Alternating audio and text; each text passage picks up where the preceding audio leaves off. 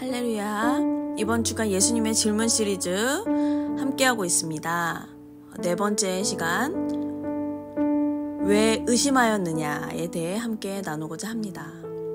예수님께서 물 위로 걸어오시던 날 밤에 제자들은 바다 한가운데서 거센 바람과 싸우고 있었습니다. 예수님은 밤 사경 곧 새벽 3시쯤 그들의 곁으로 물 위를 걸어 다가오셨습니다. 제자들은 처음에 유령인 줄 알고 소리를 질렀지만 예수님은 말씀하셨습니다. 안심하라, 나니 두려워하지 말라. 마태복음 14장 27절. 그때 베드로가 말합니다. 주여, 만일 주시거든 나를 명하사 물 위로 오라 하소서. 예수님은 단 한마디로 응답하십니다. 오라. 베드로는 물 위를 걷기 시작합니다. 믿음으로 발을 내디딘 그의 첫 걸음은 기적이었고 순종이었고 예수님을 향한 사랑이었습니다. 그런데 곧이어 바람을 보고 무서워졌습니다. 그리고 그는 물에 빠지기 시작합니다. 그 순간 예수님께 부르짖자 즉시 손을 내밀어 그를 붙잡으시며 말씀하십니다. 믿음이 적은 자여, 왜 의심하였느냐? 마태복음 14장 31절. 이 장면을 보면 어떻게 보면은 믿음과 의심이 얼마나 가까운지를 보여줍니다. 방금 전까지만 해도 물 위를 걷던 사람이, 믿음으로 주님을 향해 나아가던 사람이 불과 몇 걸음 만에 또 두려움에 휘청이며 빠져버립니다. 이것과 같이 우리는 신앙생활 하면서 믿음과 의심 사이에서 늘 흔들릴 때가 있습니다. 많이 흔들리게 됩니다. 기도할 때는 주님 믿습니다라고 내가 고백하지만 현실을 마주할 때는 이게 과연 가능할까라는 그 속삭임이 속에서 들리기 시작합니다. 의심은 마치 미세한 틈처럼 우리의 신앙의 바닥을 아주 조금씩 무너뜨립니다. 하나님이 정말 나를 도우실까? 지금 이 상황도 주님 안에 있는 것일까? 이런 생각이 들 때가 있습니다. 성경에도 보면은 믿음의 사람들조차도 그러했습니다. 엘리야는 갈멜산에서 대단한 승리를 거두었지만 곧바로 로뎀나무 아래에서 죽기를 구하며 낙심하기도 합니다. 세례 요한도 감옥에 갇혀 예수님께 제자들을 보내어 물어보기도 합니다. 오실 그이가 당신입니까?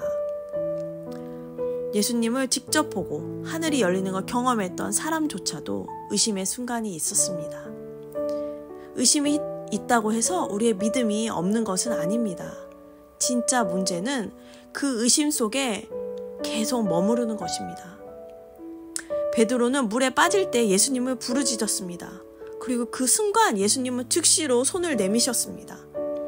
의심은 나를 가라앉게 하지만 예수님의 손은 나를 다시 일으킵니다. 예수님은 베드로가 의심하기 전에도 그가 물에 빠질 것도 다 알고 계셨습니다. 그럼에도 불구하고 그를 물 위로 부르셨습니다. 하나님은 우리가 완벽하기 때문이 아니라 그분을 바라보는 마음 하나로 우리를 기꺼이 부르십니다. 믿음은 완전한 것이 아니라 올바른 방향으로 가는 것입니다. 계속 예수님을 바라보는 것입니다. 어떠한 상황 가운데서도 계속 한 방향으로 예수님을 바라보는 것입니다. 그것이 믿음입니다. 히브리서 12장 2절은 이렇게 말합니다. 믿음의 주요 또 온전케 하시는 이인 예수를 바라보자. 의심이 찾아올 때 우리가 해야 할 일은 그 의심을 막 억누르거나 스스로 해결하려 애쓰는 것이 아니라 예수를 다시 바라보는 것입니다. 시편 73편에서 시인은 혼란스러운 마음 가운데 하나님의 성소에 들어가서야 비로소 마음의 평안을 얻습니다. 내 마음이 산란하며 내 속에 찔림이 있었나이다. 하지만 그는 결국 이렇게 고백합니다. 하나님께 가까이 함이 내게 복이라. 시편 73편 28절. 우리의 삶에도 풍랑은 찾아옵니다. 믿음으로 내딛었지만 중간에 바람을 보고 흔들릴 때가 있습니다. 그럴 때마다 예수님은 우리에게 조용히 물으십니다. 왜 의심하였느냐? 그 질문은 우리를 정죄하려는 것이 아니라 다시 믿음의 자리로 우리를 불러내려는 하나님의 회복의 질문입니다. 의심에서 벗어나는 길은 예수님과 눈 맞추는 것입니다.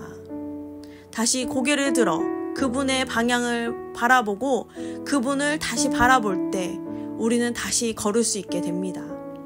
이 시간 기도하기 원합니다. 주님, 내가 의심으로 흔들릴 때마다 다시 내 고개를 들어 주님을 바라볼 수 있게 하여 주시옵소서.